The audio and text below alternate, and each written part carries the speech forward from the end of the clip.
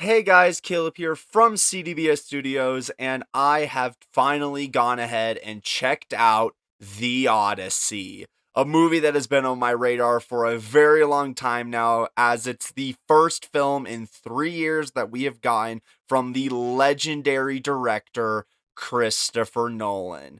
You might have heard of this guy, he's the man who is behind phenomenal movies like the Dark Knight trilogy, Inception, and Interstellar. Like, this guy has a stacked track record, and it's easy to see why so many people love him. And I love him too. He's easily one of my favorite directors because his movies are just honestly amazing. And The Odyssey is definitely one of those movies I've been very curious about going into it because, well, I tried to stay away from trailers and marketing for this movie because I wanted to go in as blind as possible because I know this movie is based on a famous book, but I didn't want to know anything about the book, so I never looked into it more than that. And I also expected a lot from this movie because I know the cast in this movie was super stacked. Christopher Nolan generally has one of the best track records out of any director in Hollywood. And I also mitigated my expectations because there was the whole controversy on Twitter pre-release, so I wanted to be a little bit mitigated going into this movie. So without further ado, let's dive into this movie and we're going to talk about The Odyssey and see if this is actually going to be the first bad film in Christopher Nolan's filmography like Twitter is insisting upon.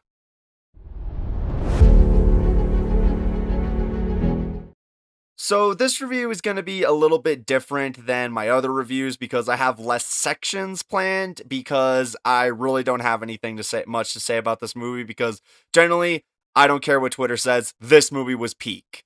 Like, genuinely, this is one of the best movies I think I've ever seen. It is so phenomenal, and there's not really much to critique here. The performances are honestly stellar in this movie. Something I know a lot of people have been irked about in this movie is the fact that this movie features so many celebrities in these parts, and a lot of people are criticizing it for the fact, but genuinely, there's a reason why there's so many celebrities, because A, that's just what Christopher Nolan does, and B, all of them are really good. Anne Hathaway especially gives one of my favorite performances of her. I still have yet to check out The Devil Wears Prada 2, but I've heard that she is better in this than that, so that makes me feel great, and especially because I like her as an actress, but I think she definitely needed a role like this in her filmography. And don't even get me started on Matt Damon. He gives my favorite performance of his to date. Like, yes, I'm always going to be partial to his performance in The Martian and even some of his other performances like Interstellar, but man, he is killing it in this movie. And the entire emotional hook of the movie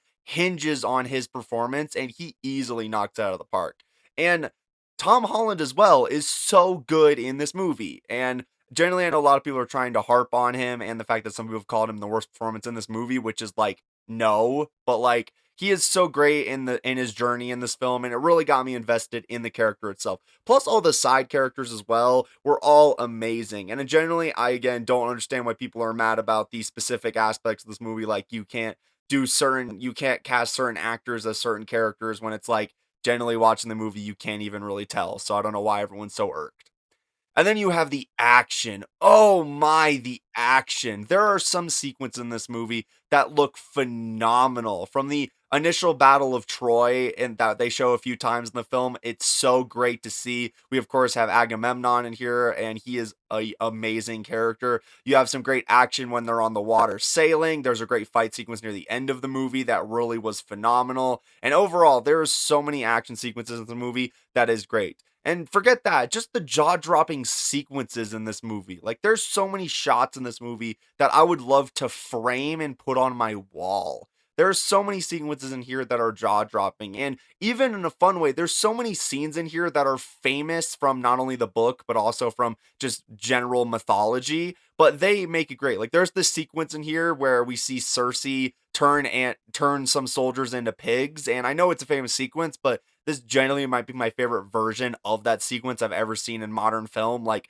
that it's such a good practical use of CGI, practical sets, and makeup and all that to make a scene that genuinely had me on the edge of my seat. It is beautiful in this movie. Like, generally, this movie is one of the most beautiful things I've ever seen. But the only flaw I have with this film that does hold it back for me personally was the pacing of it all. Like, I understand that the Odyssey book that this film is based on is a long book that's like really thick. And it genuinely is a long book. So I get why this movie needs to be nearly 3 hours in order to get everything in. But the pacing of how they got everything in really was off to me because the very beginning of this movie, the first act, kind of felt really slow to me. Like, there's not much happening for that first hour. And I feel like some of it either could have been trimmed or we could have worked some of the stuff out because generally, like, I was getting a little bored in that first hour where there's not lot happening.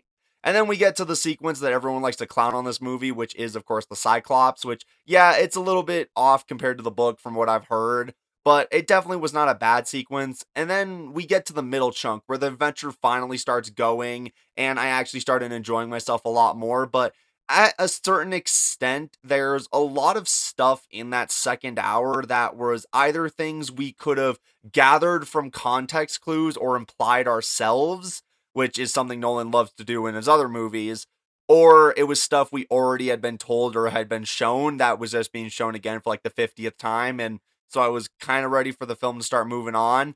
And then we got to the ending, which definitely the third hour is probably my favorite hour of this whole movie. Like, there's some excellent stuff in that third hour, but I also was kind of ready for the film to start wrapping up about 40 minutes before it actually did. So that also hurt me a little bit.